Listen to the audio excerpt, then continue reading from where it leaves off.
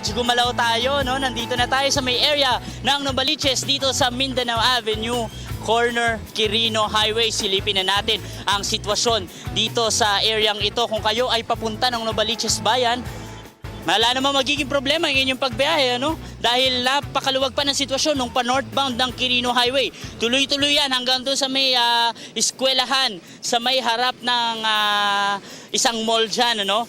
Yung hindi na natin pwede banggitin, pero may pagbigat na mararanasan doon, pero paglampas naman yan hanggang doon sa may bayan, sa may mga shopping plaza doon, ay maluwag na yung sitwasyon, tuloy-tuloy na yan hanggang dyan sa may paglabas ninyo. Kung kayo ay balak nyo pumunta ng Commonwealth Avenue, napakaganda rin maglakbay sa areang ito hanggang sa kasalukuyan. At medyo bad news naman, light to moderate yung sitwasyon nitong mga papalabas nitong Mindanao Avenue. Siyempre, bago nyo makabit yung ginhawa dito sa areang ito ng Mindanao, ay nako, mararanasan nyo muna ang bumper to bumper na sitwasyon. Mula dyan yan sa bayan hanggang dito na sa may intersection na nakikita ninyong yun. Napakaraming sasakyan na ang dumarating. Kaya sa mga boss natin na nandito at gustong bumiyahe ng maaga, kayo ay gumising na at maganda na dahil inaasang bibigat pa ang sitwasyon dito. At ito na ang pinakapaborito ninyong segment tuwing umaga. Siyempre, ang It's a Sign at ang ating sign for today. Ano kaya ibig sabihin nito? Panoorin natin to. Tanong ko lang, te, alam mo ba kung anong traffic sign to? Hindi mo. Kawiran. Hindi ko masyado ma-distinguish eh. Ay, pasensya na po, hindi ako kuwan. Ano bang mga lugar dito sa Maynila ay nasa gilid ng... Diyan sa Escolta, meron. Sa may tulay, dyan sa Santa Cruz. Bakit importanteng mag-ingat ang isang nagmamaneho kapag dumadaan siya sa mga lugar na, lalo na pag walang harang?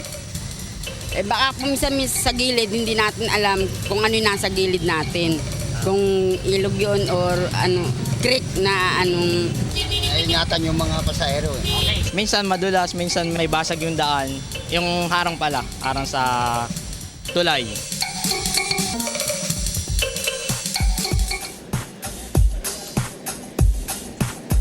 Okay, napakadaling tandaan ang ating traffic sign for today. Siyempre, riverbanks or unprotected quayside.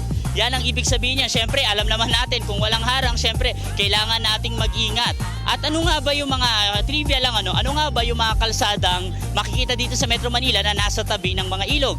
For example dyan, yung JP Rizal Avenue, yung kilalang kilala, dyan sa Makati, sa may area ng Guadalupe, at yung East and West Bank Road, dyan sa Pasig at Cainta Rizal.